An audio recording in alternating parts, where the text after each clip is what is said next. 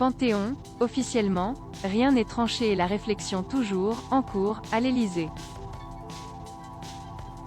Ce jeudi 13 mai, France Inter affirmait que le président Emmanuel Macron allait probablement renoncer à la panthéonisation de l'avocate Gisèle Halimi, pourtant ardemment réclamée par les féministes et plusieurs figures politiques.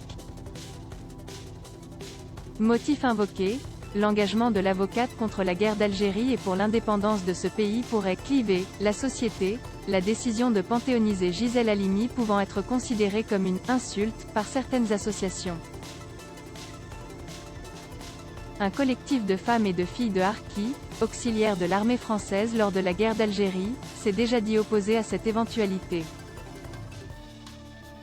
Réflexion en cours, alors que l'hypothèse d'un tel renoncement a fait bondir les associations féministes ainsi que des responsables politiques de gauche, l'exécutif préfère tempérer, évoquant une décision encore ouverte. La réflexion est en cours. C'est une décision qui exige que de nombreuses parties prenantes soient consultées. Auprès des acteurs, témoins ou dépositaires de tous les combats où Gisèle Halimi s'est engagée, a commenté ce vendredi une source proche de l'exécutif citée par l'AFP. Une manière de reconnaître que le sujet est sensible sans fermer la porte à une issue favorable. La ministre chargée de l'égalité entre les femmes et les hommes, Elisabeth Moreno, a rappelé de son côté qu'elle militait pour l'entrée au Panthéon de Gisèle Halimi, cette rebelle obstinée qui a marqué l'histoire du féminisme et de notre pays. Je reste déterminée dans cet objectif, même si je sais que les processus de panthéonisation peuvent être longs et complexes car ils nécessitent dialogue et consensus, a encore commenté Elisabeth Moreno.